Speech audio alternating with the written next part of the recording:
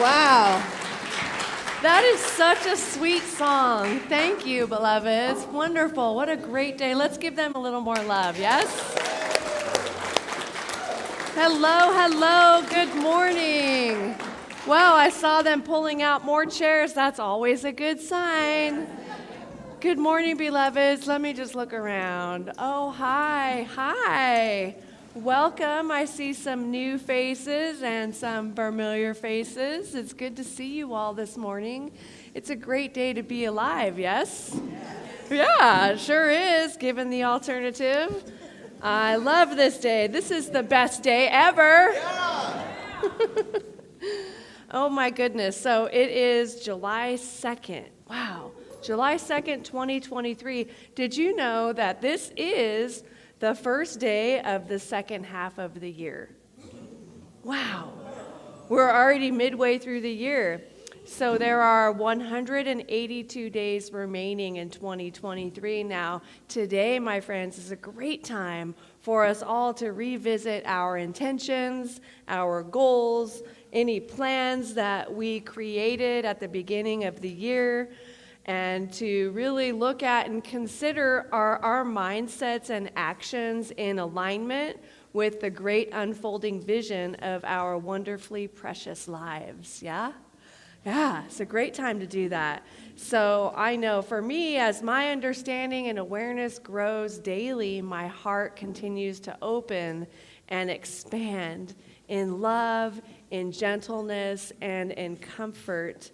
And I'm reminded of how grateful I am for my close walk with Spirit. My relationship with the God of my understanding is so powerful that I get to experience a life that is filled with love and positivity and joy. And yes, there are things that happen in this human experience that are not so loving and joyful, right? Not rainbows and unicorns, but most of it is though, okay? No, but I'm able to just be okay and be in it and then walk through it with grace and love and know that the joy that I seek is just around the corner, right? Just beyond. And so what a great opportunity it is to also introduce our book of the month this month, which was a book last year. It's so good that we're revisiting it, though. It's called What's in the Way is the Way. And this is a book by Mary O'Malley. And so whatever the thing is that is in our lives that we think shouldn't be there, what if we were to consider that that's actually the way for us to experience our God in the deepest, most profound way we ever have before? Can I get an amen? You know, right? Yeah. Yeah. Again. Yeah. Yeah. So we're a little over halfway, so we're halfway through the year, right? So how will we approach the remaining 182 days? What is yours to do? What is mine to do? What is yours to be? What is mine to be? And we're called to just be it and just do it, like Nike says, right? And so just imagine for a moment that all of the pressures in your life were off. No pressures right here, right now. No problems to fix. No deadlines to meet. No struggles to overcome. Feel and sense that spaciousness, right? If there are no problems to overcome and nothing to fix, There is a spaciousness that exists when we come to that space, right? And so that is not an illusion. It's not an illusion. It's actually a way that we can live our lives in that spaciousness, in that profound openness to every single moment. Because what we do as humans is we get stuck on things and we grasp, right? We get this mental grip on something that we've got to fix or change or do differently, or they need to fix or change it or do it differently. Usually it's them, right? I don't need to fix anything. I'm perfect. And we fixate on the things, and then we end up creating our own suffering continuously. And it is a tragic thing because we're here to live a life that we love. We're here to live a life of freedom. And so the talk title for today is Monsters, Inc. and Freedom. A little bit of both, right? And so, yes, it's possible to experience a life of pure spaciousness, okay? Now, I'm going to share one of my favorite stories with you, and this is a story about a time when I I must have been around 13. And as a 13-year-old, you know how it is when you were 13, right? So first of all, that was a long time ago, it feels like. And so I was 13 and my brother was 15. He was 2 years older than I. And at the time, he had gone away. And he was gone for like 3 months out of the year. And I thought, where is my brother, right? I have to go to school and I have to, go to bed at a certain time. And I've got all these rules. There's all these rules for me. Meanwhile, my brother is, I come to find out, in Lake Tahoe with his friend. And it's like, what? Why is my brother in Lake Tahoe with his friend and I'm here? Like, I want to be somewhere with my friend. This isn't fair. Life isn't fair. And that is a belief that I created at that age of 13. Life isn't fair. And, ooh, boy, did this create this way of being and this way of me moving through my life as a jealous little girl, right? He gets it, but I don't. Why does he get to do it and I don't? So what we don't realize when we're kids is that that's actually creating a new belief for us and a way for us to move through life. Now, growing up, look at 10, 15 years later, I didn't know that's how I was moving through life, but I would consistently have these feelings that everyone else had it better than me. And, they are all doing better and this stuff is great and it really works for them, but not me. Can anyone relate to this? Right? And so there's this whole way of being, and I'm moving through the world in this particular way. And, I'm an adult now. I'm no longer that 13-year-old girl and like in my 30s.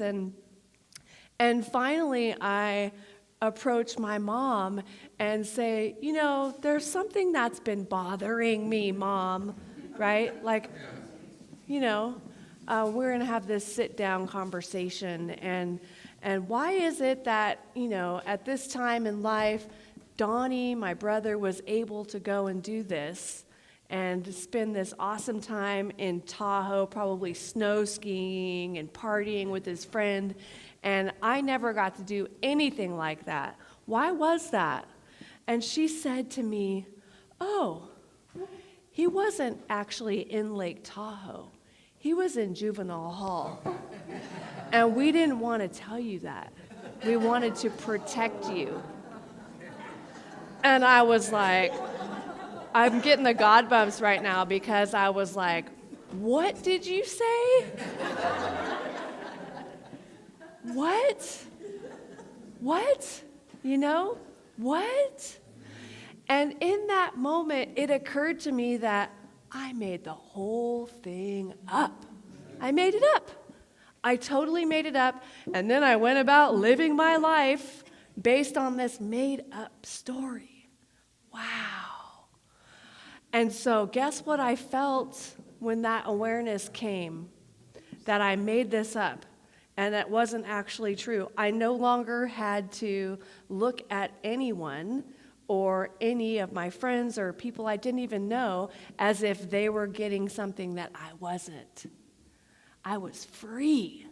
I felt freedom. And it was like this thing that had me shackled in to a way of being was no longer there. So it was literally like taking off an outfit that didn't fit me anymore. Okay? Right? It felt so good. Now imagine for yourself in your own life, are there any stories that you are telling yourself or that you have been telling yourself or maybe in the past about something that may not be true? Right? Maybe it's not true. So some of the awarenesses that I got in this moment was just because I think it doesn't mean it's true. Whoa. Don't believe everything you think, in other words. Everything you think is not necessarily true, right? There's thoughts that are constantly passing through like clouds passing in the sky.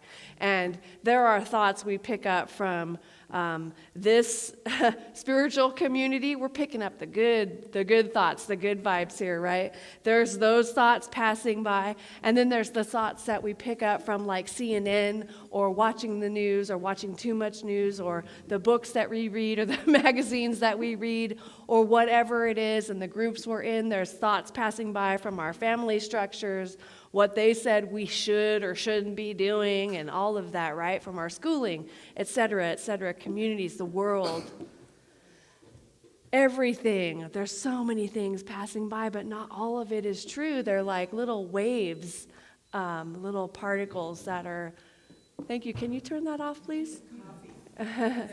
There are waves that are going, can you pull the plug on that, Jimmy?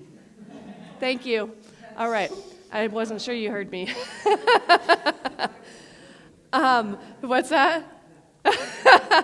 So anyway, there are these waves that are moving, right? And so think about quantum theory, and a wave collapses, and then we take that and run with it, and it becomes the reality of our life and our existence. So these are waves of possibility.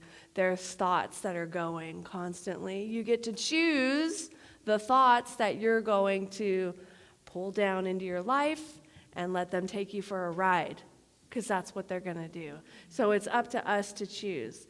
Now, just because I thought it doesn't mean it's true. Just because it seems real doesn't mean that it is real.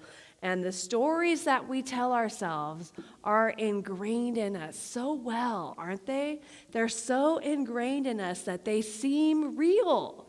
Like they actually seem like the reality, as if they actually happen like true stories. But we're the ones making them real. So we get to choose in this life what we're going to make real. That's the point of that. What are you going to choose? I was liberated in that moment of realization. I'm making this whole thing up. I made that whole story up, and I lived many, many years of my life believing it to be true, and it wasn't even true. I also in that moment learned or remembered how powerful I really am. And it was like a fast and fleeting nanosecond, right? Oh, that wasn't true. He was in juvenile hall. Whoa. Like one little thing can have such an impact on us. That tiny little shift, yes? So powerful. So what stories are you telling yourselves that simply are not true? What are those stories? So after that awareness, the deeper realization for me was, okay, I'm making this whole thing up. I wasn't just making up that story, but I'm making all of this up. Like this is all part of the co-creative process, even what's happening right here in this moment. We're making this all up.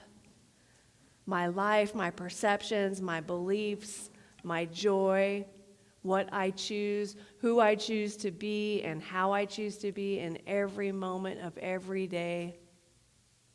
I'm making it up. So there's another great story that, so I don't think I've shared this one before, but when I was in ministerial school, I was in school for about 5 years because I took some time off to go to India for a month. And I really felt that I needed to do this India trip, and it was amazing. I'm so glad I did it.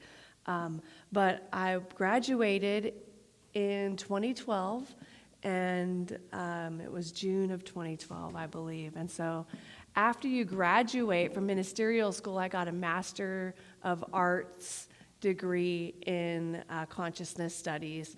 And so you do all of that, you graduate, and then, you had to take all these exams for the graduation piece from school, and then to become an actual licensed minister with Centers for Spiritual Living, you have to go through an oral panel, which is 3 of ministers sitting on the panel, and they are like checking out your consciousness, right? I know. It's so intrusive. It's like, feels weird. It's interesting, right? And so anyway, I had something in my life that happened when I was like 16. Long story short, I was the manager of an espresso bar, and some of my staff were taking money from the register, and then I had to take the heat for it, and it was bad. So I'll leave it at that, right? You can use your imagination for the rest. But anyway, it was a bad situation, and I took the heat for it, and I thought this thing was like on my record, and I'm in my late 30s paneling for becoming a minister, right? This high and holy thing, and I'm like carrying this thing in my back pocket. They're not going to let me be a minister because of that thing that's on my, it was just, I didn't really believe that, but it was there. That's the thing that I'm saying. What is that thing with you, right? There's just a little nagging thing that's like you carry it in your back pocket. My precious, right? You're not saying my precious, but it is your precious. Because you're carrying it with you closer than you're breathing, this thing. And so we do the panel, and it's like the fastest panel in the history of licensing, right? It's like 15 or 20 minutes, They're asking me questions, and I'm like, da-da-da. I'm so excited about, I'm excited about the teaching and sharing about, how I use principles in my life, right? Which is just fun to do. So that part was easy. And then they said, well, is there anything that you thought we should ask that we didn't ask? I said, yeah, you didn't ask me about that thing on my record.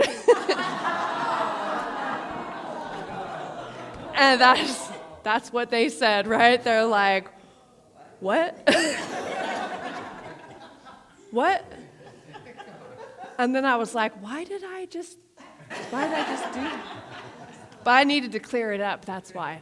I needed it, and these were the people to do it for me, right? And so typically you finish up your panel, you go outside, and then I'm freaking out, right? So I go outside, and I'm thinking, oh, my God. And they're shuffling through my paperwork because they do background checks, right? Like these serious checks. And I'm thinking, if anybody's going to know about this thing that happened, they're going to know. And so then they call me in about 10 minutes, and they're like, hey, we just searched through all of your paperwork, and there's nothing on your record, so we don't even know what you're talking about. And I was like, oh, is this a bad dream? This feels like a bad dream, right? No, it's a good dream because you passed, right? And so, yeah. Again, though, it was that thing I was carrying in my pocket. Why? We do this to ourselves, and I hear people say it all the time. My life is going so good, I feel like the other shoe is going to drop. No, the other shoe that drops is the good shoe. Okay? We need to let go of that concept. The other shoe, feeling like the other shoe is going to drop. And, these are things that you probably aren't consciously saying to yourself, right? It's something that's just back there that has you go, I'm not going to get too excited. It's not, right? not going to let myself get too excited because, I just don't know. Like, what if we were to let go of that and just let loose and be stoked and happy? Get excited, like jump for joy about this life. Like, literally, stand up right now, you guys. Are you grateful to be alive? Woo! Yeah! This is a good day to be alive. Woo! Whoop, whoop. Okay, you can be seated. Yeah, right? Let yourself get excited. Let yourself feel the joy of every accomplishment, no matter how small you think it is. Let yourself be proud of who you are in this life because you are magnificent. You are amazing. Now, looking back, isn't that so funny? Trying to bust myself. I'm not going to let you throw me under the bus. I'm going to just throw myself right under there, right? And let you rescue me if I'm worthy, right? It's so funny. It's so funny, but I don't do that anymore. Like, ever since that time, I realized I'm making this all up. And, like, I literally have this belief that I'm making everything up. So whatever happens, happens, and then it's up to me what I do with it. And if I think something is offensive for myself, I will actually ask questions because I don't want to make it mean something. Human beings are meaning-making machines. And what happened when I said that is you went, what does that mean? Exactly, because we are meaning-making machines. We assign meaning to everything, right? I remember in my teens, and I had a boyfriend, and I was like, if he calls me by one, he loves me. If he doesn't call me by one, he doesn't love me. Meaning-making machines. We are assigning meaning to everything. We're doing that. We're assigning meaning to everything. You might be assigning meaning to this pink shirt right now. What does that mean, right? I don't know. Thank you. Oh, thank you. Hey.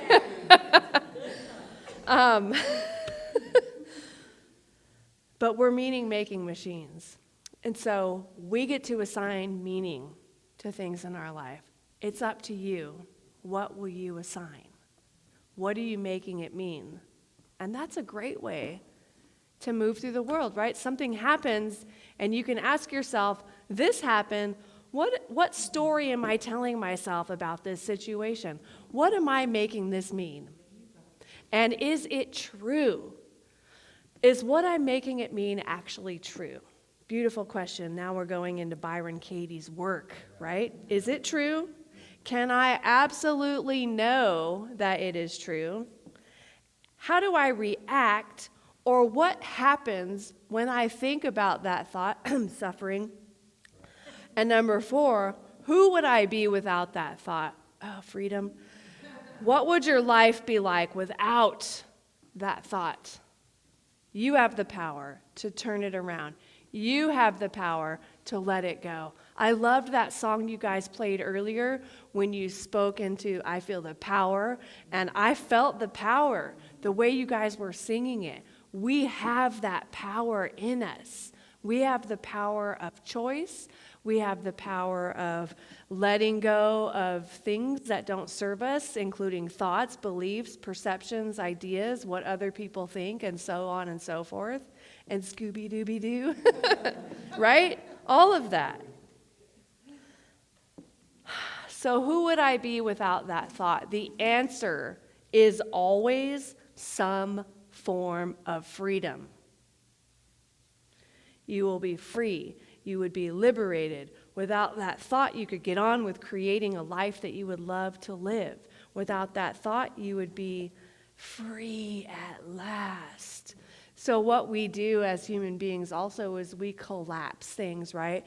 There's a situation in life, something happens, you've got something happens, and then we create our story about what happened, and we combine the two. And then there's that little sliver in between the collapsing of the two, And that's our suffering. It's the little almond, right? And that little almond is the suffering. That's where the monsters exist, hence Monsters, Inc. today. The monster is right in there with our story about what happened, because we are so creative, right? And sometimes we have the tendency to create dramatic kind of things. How dare they? We could really go off the deep end that way. But what if we were to take that energy and create goodness for ourselves and our lives? Instead of using our creative power, our creative energy to create something negative and to blow something negative up, what if we turned it into something else? Like, imagine next time you get upset about a small thing, have the experience, available and ready for you to create something good. Something good has to come of this. That's something you can say. It must.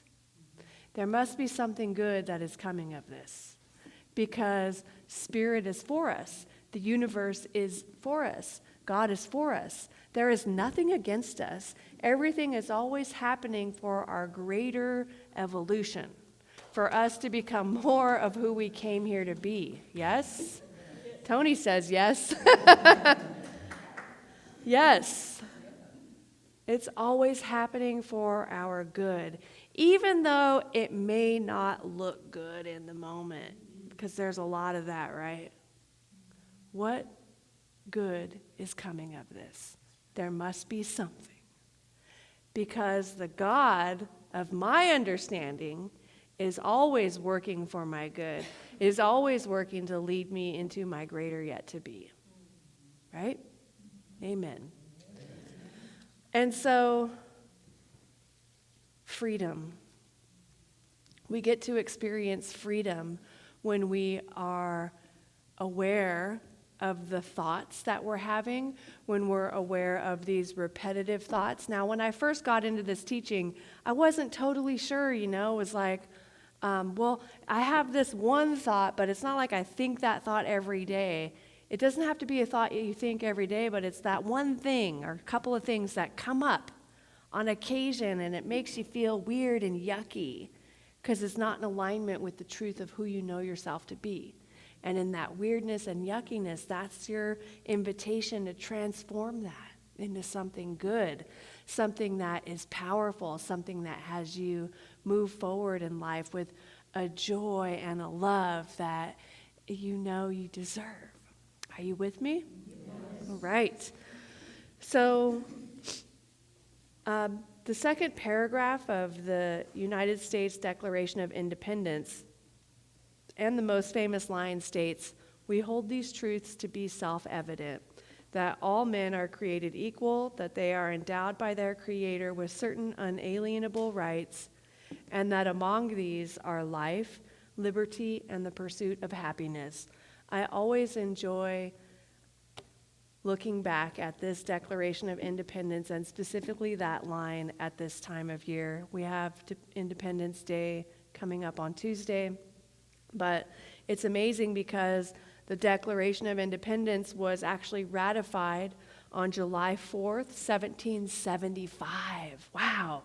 That was a time when women were not allowed to vote, slavery was common, and they declared these rights to be self-evident, meaning obvious. These are obvious human rights that do not need to be demonstrated. They were holding a vision for the future. This was a vision. They were staking a claim in consciousness for these truths to be fully realized, pulled by vision, right? And so we've been catching up in form ever since then. And we're still catching up, right? It's ongoing. We have made leaps and bounds, and there's more work to do. But they weren't saying, we're a mess and this country sucks. Right? They didn't say that. They didn't say that. They moved into Kingdom 3 consciousness. They were pulled by a vision for freedom. They were pulled by a vision for freedom, right? So as a reminder, those 4 kingdoms of consciousness are happening to me, happening by me, happening through me, and happening as me. So they were in the through me stage. We hold these truths to be self-evident. This is the way it will be. This is the United States of America that we envision, right? So what do you envision for your own life? What truths do you hold to be self-evident for your own life? Yeah. What are those truths? Powerful. So on the page 595 of the Science of Mind textbook, there's a definition of freedom, and it goes like this.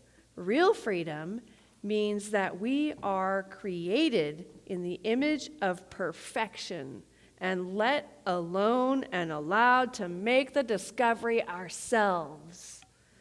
Nobody's telling us what to do. That's freedom, right? Freedom of will means the ability to do, say, and think as one wishes, to express life as one personally desires. Jesus taught, "You shall know the truth, and the truth shall set you free." Yeah!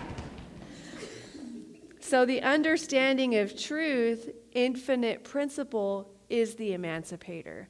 So the more we understand truth, seek to understand the truth, my friends. The more we understand truth, the freer we are. Just like those stories I shared about my ministerial licensing panel and the story about my brother.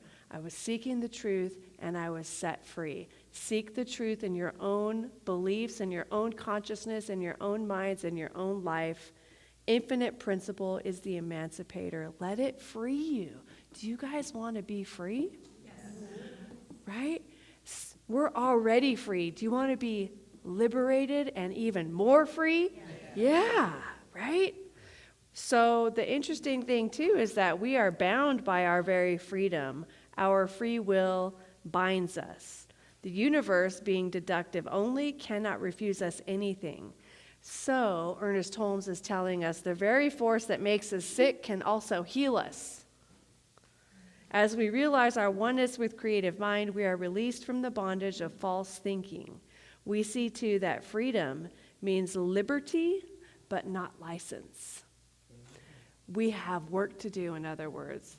It doesn't just come. We must recognize the areas of our lives that we need to work on and set ourselves free. Now, real quick, before I wrap it up here, I want to share that last year at this time, we had pivoted to Zoom, and we had several COVID cases in the community, and we wanted to be extra safe. Who remembers that? So we were on Zoom at the first Sunday of July last year. And that was also the Sunday that we declared we were going to open up the blinds. And here we are a year later, and the blinds are still open. Isn't it beautiful? I mean, that stillness. Oh, I see a little bit of waves now. There's a tiny bit of a breeze probably out there, but it's so beautiful. We are so grateful to be here. I'm grateful to be here. I'm grateful for you. I love you. In conclusion, we're making this all up.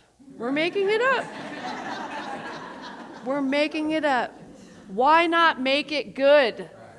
Why not make it fun? Why not make it joyful? Why not make it what you love? Not what you hate, what you love, right?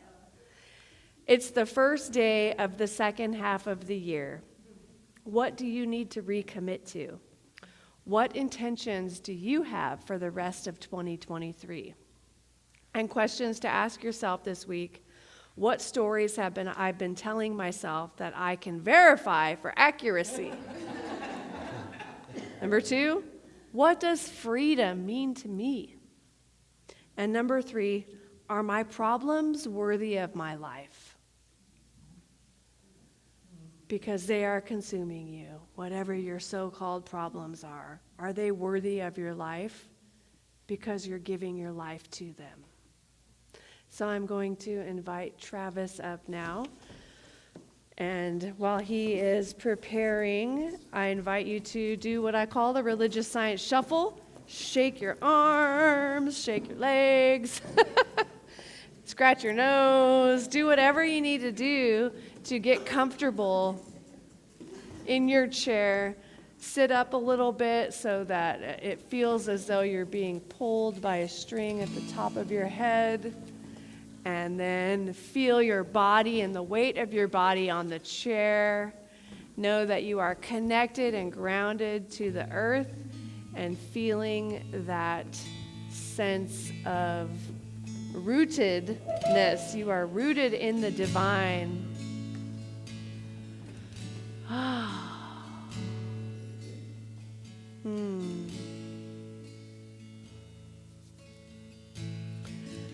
And take a few deep breaths in with me here.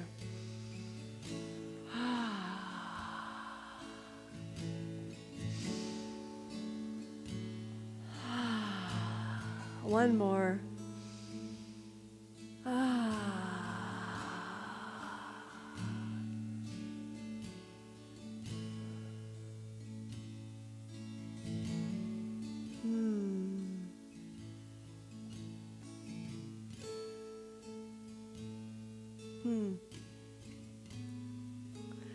And won't you know with me that spirit is all that there is. There is only one life. That life is God. That life is perfect. That life is my life now. And it is the thing that you, whatever you call it, spirit, God, Jesus, Buddha, Allah, the force, the way, the creator, magnificence, eternity, source energy. That is the thing of which I speak, and it is here right now. It is the thing that has breathed each one of us into existence. And how cool is it that it breathed us into existence? It woke us up this morning and brought us here to be together on this beautiful, glorious day. I'm so grateful. I'm so grateful for every individual here because I know that each one of us is an individualized and unique expression of the divine. And Spirit is saying to us, this is our life. This is your life. This is your day. This is your day. There is a celebration taking place, and you are the guest of honor. And so celebrate. And I'm grateful for this celebration, for I know that Spirit is loving and holding and nurturing and guiding each one of us into our greater yet to be. I know that for each one of us, from this day going forward, we have a greater awareness of the monsters, so to speak, which are those beliefs or perceptions that are possibly not true, that have been keeping us locked in. I know that on this day, we have released those beliefs, whatever they are, and in this moment, we experience freedom. And so as we go forward from here, any little thing that comes up reminding us of how we used to be, we give thanks for it, we bless it, and we let it go, and we move on. Because every step we take is a step to our greater good. Every moment we are unfolding in the Spirit. Every moment, every step we take, every conversation we have, every prayer, every event we attend, every time we connect with the God of our understanding, we are made new. Because that's the way of this life. We are constantly evolving. We are constantly becoming. We are constantly being all that we came here to be. And I'm so grateful for every single light in this room because I know that the light has come on, that there has been an awareness, whether we're conscious of it or not, there has been an awareness today of something that we've been carrying with us in our back pocket that no longer is needed. It may have brought us to where we are, but it's not needed where we are going. And so from this moment forward, I know that each one of us has a feeling and an experience of listening to the Holy Spirit. Conditions and circumstances have no power in our lives. We only entertain thoughts of the Holy Spirit, and those are thoughts of truth.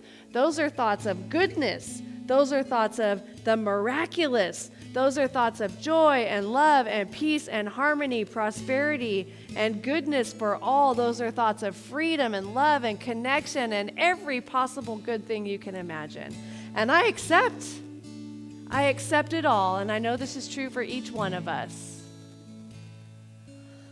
Woo, God is so good in my life. I am so grateful. And I know that this prayer is absolutely complete. As we experience our freedom on this day and every day going forward from here, we celebrate. I'm grateful. I'm thankful. I let that appreciation and gratitude wash over my entire body. It illuminates every single cell within me until I'm glowing with good. I'm glowing with God. It's so good. Now I release this prayer knowing it is so, allowing it to be, and so it is.